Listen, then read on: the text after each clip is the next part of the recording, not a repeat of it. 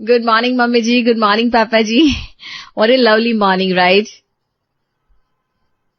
अरे श्यामा बेटा, good morning.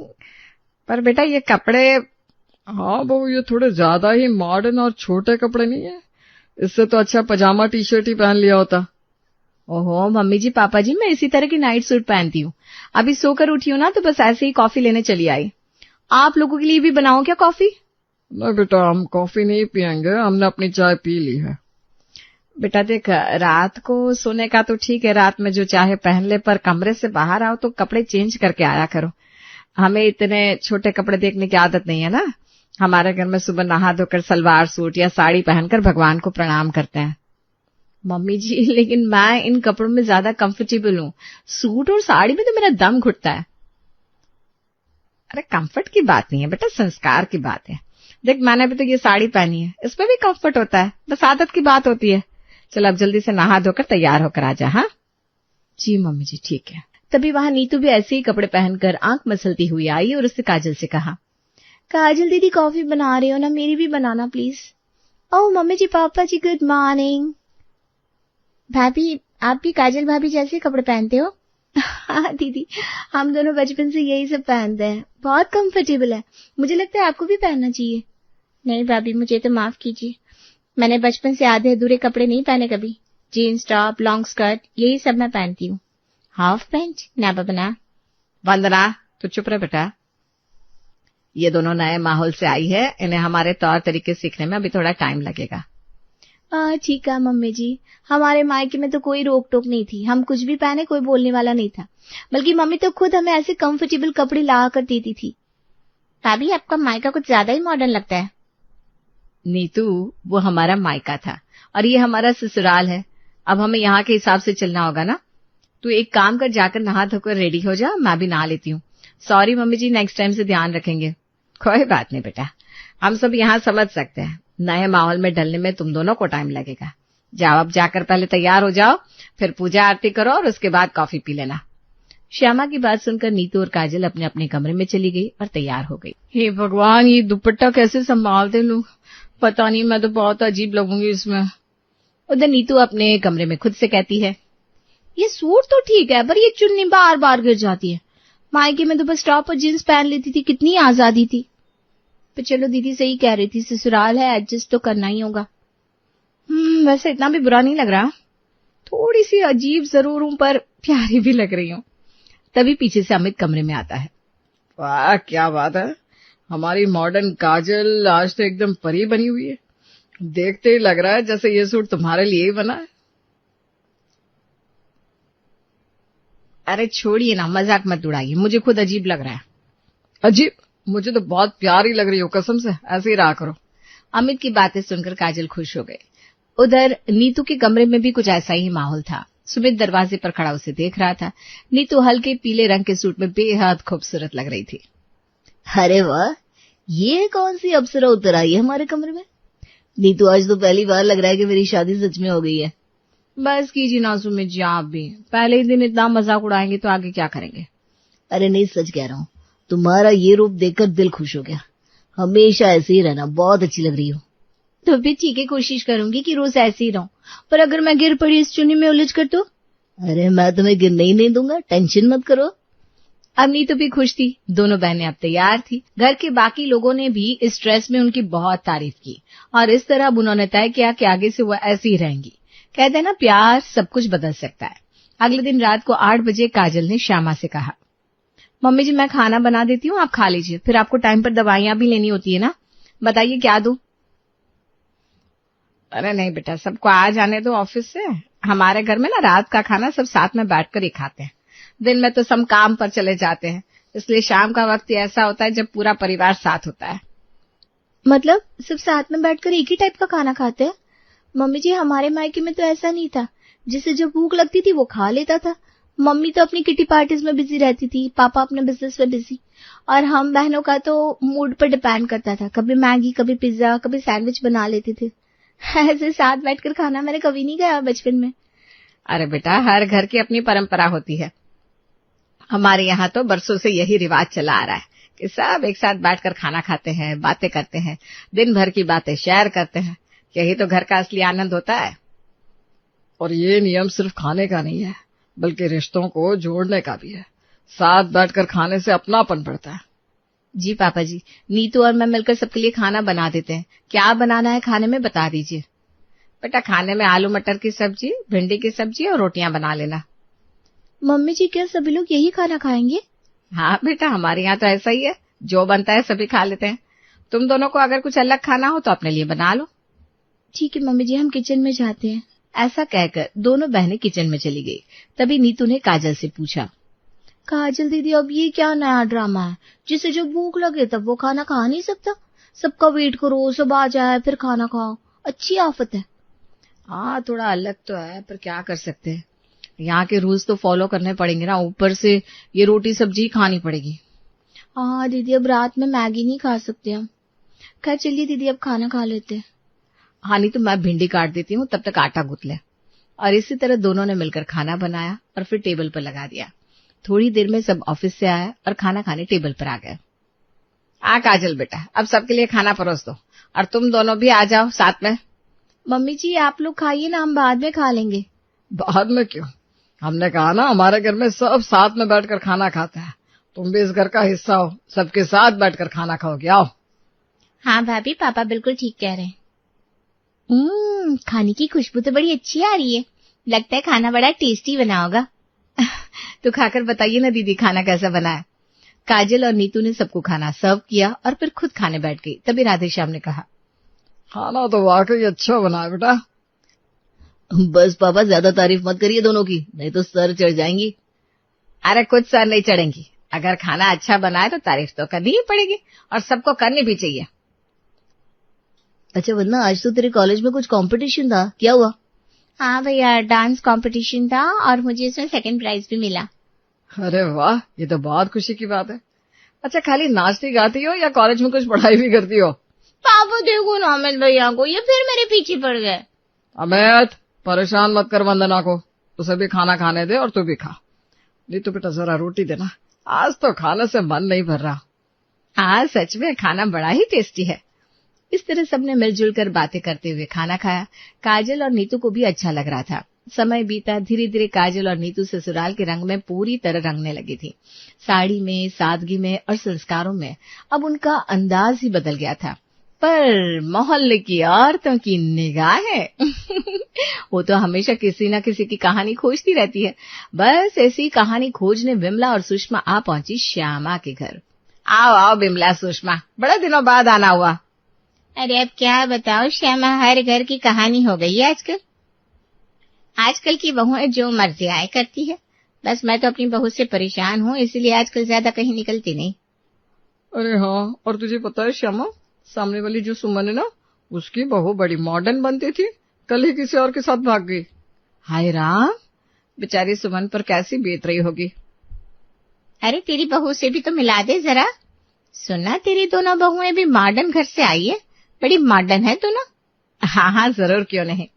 नहीं तो काजल बेटा जरा यहाँ तो आओ। थोड़ी देर में दोनों आ गई। जी मम्मी जी, आपने बुलाया? मम्मी जी ये लोग कौन है? बेटा इनसे मिलवाने के लिए ही तो बुलाया है तुम दोनों को। ये सुषमा आंटी है और ये बिमला आंटी, हमारे ही मोहल्ले में रहती है। ओह अच्छा। बेटा जाकर उनके लिए चाय नाश्ता तो लेकर आओ। जी मम्मी जी, अभी लाते हैं। नीतू और काजल चाय नाश्ता लेने किचन में चली गई। तभी वहां वंदना आई। अरे भाभी, आपने सुषमा आंटी और बिमला आंटी के पैर नहीं छुए? नहीं तो क्यों, पैर छूने क्या? हाँ भाभी, पैर छूकर आशीर्वाद ले लीजिएगा, वरना पूरे मोहल्ले में आग की तरह बात फैलाएंगी। श्यामा की बहू बहुत बदतमीज है, उन्हें कुछ नहीं आता। इतनी सी बात का इतना बतंगड़? हाँ भाभी, ये औरतें ऐसी हैं, इन्हें तो बस दूसरों के घर की बातों से मतलब है, किसकी बहू क्या कर रही है। अभी मैंने कहते सुना, बिमला आंटी को कह रही थी, अरे तुम्हारी बहू ने पैर नहीं छुए, हमारे संस्कार तो है ही नहीं बिल्कुल। अरे बाप रे, हम दोनों तो अभी जाकर उनके पैर पकड़ लेते हैं। अरे नहीं भाभी, आप चाय नाश्ता लेकर जाइए और फिर दोनों के पैर छूकर आशीर्वाद ले लीजिएगा। वंदना के कहने पर काजल और नीतू ने वैसा ही किया। अब तो बिमला और सुषमा का मुंह बंद हो गया, उनसे कुछ कहते नहीं बना। श्यामा, तुम्हारी बहू तो लाखों में एक है, मैं तो हमेशा से ही जानती थी। हर मॉडर्न लड़कियां खराब थोड़ी ना होती है। जीती रहो बेटा, जीती रहो। हाँ श्यामा, भगवान झूठ ना बुलाए, ऐसी बहू तो बड़े भाग से मिलती है। नीतू बेटा, काजल बेटा, हम तो बस तुम्हारी तारीफ कर रहे हैं जब से आए हैं। हाँ हाँ, पता है, कितनी तारीफें हो रही थी। चलो अब चाय नाश्ता करो। विमला और सुषमा ने चुपचाप नाश्ता किया और चली गई। काजल और नीतू मॉडर्न मायके की जरूर थी, पर अब वे पूरी तरह अपने ससुराल की हो चुकी थी। देखते देखते 1 साल बीत गया और इस 1 साल में नीतू और काजल पूरी तरह बदल चुकी थी। शाम का वक्त था, सभी साथ में बैठकर चाय पी रहे थे, तभी राधेश्याम ने कहा, बेटा मैं सोच रहा था, देखते देखते 1 साल कैसे बीत गया पता ही नहीं चला। और अब हमारी वंदना की भी सगाई तय हो गई है। क्यों ना हम एक छोटी सी फैमिली पार्टी रख लें। पार्टी? अभी? वो भी इतनी जल्दी में कैसे होगा सब? अरे भाई क्यों नहीं, हम काजल, अमित, नीतू, सुमित की एनिवर्सरी भी सेलिब्रेट कर लेंगे और वंदना की एंगेजमेंट अनाउंस भी कर देंगे। 2 खुशियां एक साथ मनाएंगे। वाह पापा, क्या बात कही आपने, ये आइडिया तो एकदम फैंटास्टिक है। हाँ बिल्कुल, एंगेजमेंट तो करनी है। चलो फिर लिस्ट बनाते, किसी किसे बुलाना है।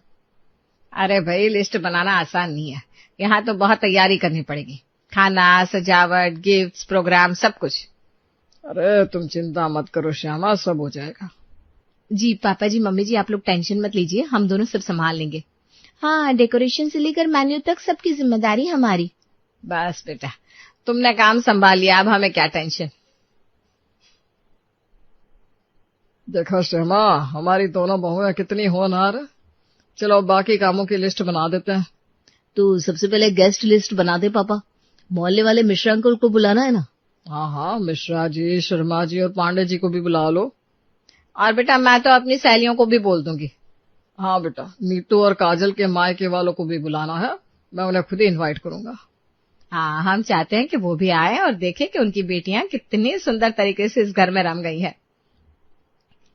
मम्मी पापा तो सुनकर ही खुश हो जाएंगे। कितने दिनों बाद हम मम्मी पापा से मिलेंगे। हाँ नीतू, कितना मजा आएगा ना। चल अब जल्दी से तैयारियों में लग जाते हैं। अगले 2 दिन पूरे घर में जैसे मेला लग गया था। कहीं फूलों की माला सज रही थी, कहीं गुब्बारों से छत सजी हुई थी। काजल और नीतू ने मिलकर सब काम इतने परफेक्ट तरीके से संभाले थे कि पूरा परिवार उन्हें देखकर गर्व महसूस कर रहा था।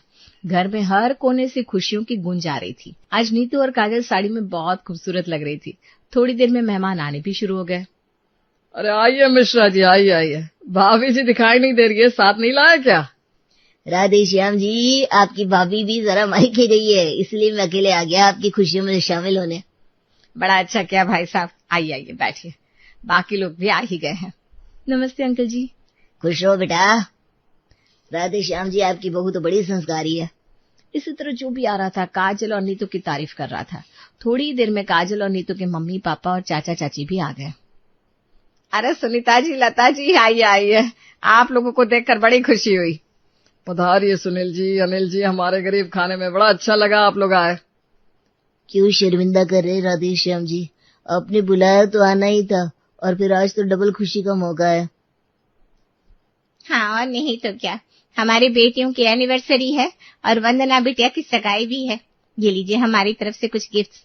बहुत बहुत धन्यवाद आपको। हाय जीजी, ये लोग तो बहुत ही ओल्ड फैशन लग रहे हैं। ये कहाँ रिश्ता कर दिया आपने अपनी बेटियों का? तुम चुप करो लता, बेटियों का ससुराल है ऐसा नहीं बोलते। और मुझे तो ये लोग बड़े अच्छे लगे। अरे लता जी क्या बोल रही है, कोई बात है तो बताइए। दीदी भाई सब कुछ नहीं, लता तो बस आपकी सजावट की तारीफ कर रही थी। भाई ये सजावट तो हमारी बहू ने की है। तभी वहाँ काजल, नीतू, सुमित और अमित भी आ गए। अरे मम्मी पापा आप लोग आ गए। हम जरा काम देख रहे थे ना, तो पता ही नहीं चला आप कब आए।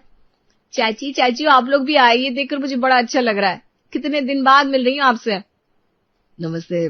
आज की पार्टी की सारी तैयारियां काजल और नीतू ने की है। अरे वाह, मेरी बेटियां तो आपके यहाँ आकर काफी समझदार हो गई हैं। काजल और नीतू, तुम दोनों ने साड़ी पहनना भी सीख लिया। मम्मी, हम साड़ी में अच्छी नहीं लग रहे क्या? अरे बेटा, बहुत प्यारी लग रही हो। बेटा अब लग रहा है कि तुम दोनों ने इस घर को अच्छे से अपना लिया है। अरे बातें तो होती रहेंगी, आप लोग खाइए ना, खाना तैयार है तो पहले खाना खा लीजिए। हाँ नीतू ठीक कह रही है, खाना लग गया है तो पहले खाना खा लीजिए। अब सब खाना खाने आ गए। तभी लता ने सुनीता से कहा, सुनीता दीदी, काजल और नीतू के साथ ठीक नहीं किया। क्या मतलब है तुम्हारा? काजल और नीतू तो बड़ी खुश लग रही हैं। अरे दीदी, काजल और नीतू अपने मायके में कितने आराम से रहती थी, कभी उन्होंने कोई काम नहीं किया, और अब देखो बेचारी दोनों बहनें कैसे ससुराल में खटे जा रही है, सारे मेहमानों को अपने हाथों से खाना सर्व कर रही है। सुनीता भाभी देखिए ना, नीतू और काजल ने साड़ी भी पहन रखी है। आजकल के मॉडर्न जमाने में साड़ी पहनकर भारतीय नारी की तरह तैयार होकर कौन पार्टी में आता है? ये तुम गलत कह रहे हो अनिल। मुझे तो खुशी है कि मेरी दोनों बेटियां अपने ससुराल के रंग में रंग गई हैं। मॉडर्न मायके से आकर भी इन्होंने यहाँ की संस्कृति अपना ली। मुझे गर्व है मेरी बेटियों पर। और रही बात इस पहनावे की, तो याद रखना अनिल, जो सुंदरता साड़ी और सूट में है वो जींस टॉप पर कभी नहीं दिखती।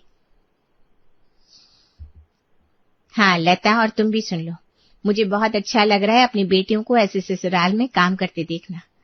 तुमने ये तो देख लिया कि ये कैसे काम कर रही है, पर ये नहीं देखा कि ससुराल वाले उनसे कितना प्यार करते हैं। हर किसी से उनकी तारीफ करते हुए थक नहीं रहे। और जरा गौर से देखो, वंदना भी उन दोनों के साथ ही काम कर रही है, जबकि आज तो उसकी सगाई है। हाँ भाभी, आपकी बात बिल्कुल सही है। प्यार और अपनेपन से सब कुछ बदला जा सकता है। तभी वहां काजल और नीतू आई। हाँ चाची, शुरू शुरू में तो हमें भी थोड़ा अजीब लगा, पर बाद में यही सब अच्छा लगने लग गया। हाँ, और अब तो हमें इन सब चीजों की आदत हो गई है। सचमुच हम यहाँ बहुत खुश हैं। यहाँ लोग ना साथ में बैठकर खाना खाते हैं। हर किसी के पास एक दूसरे के लिए टाइम है। सब एक दूसरे से बहुत प्यार करते हैं। बस बेटा, तुम्हारे मुंह से ये सुन लिया तो हमारे मन को सुकून मिल गया। बेटियां अगर ससुराल में खुश हो तो माँ बाप के दिल को भी चैन रहता है। हाँ बेटा, यहाँ खूब खुश रहना, सास ससुर की सेवा करना। अच्छा, अब देर हो रही है, हमें चलना चाहिए। हाँ नीतू, काजल, अब हम चलते हैं। ससुराल के इस प्यार में कहीं अपने मायके को भूल मत जाना। मायके आती रहना बेटा। हाँ चाची, जरूर आएंगे। और इस तरह काजल और नीतू के मायके वाले चले गए। उन्हें अपनी मॉडर्न बेटियों को एक घरेलू बहू के रूप में देखकर जो सुख मिला था वो सबसे अलग था।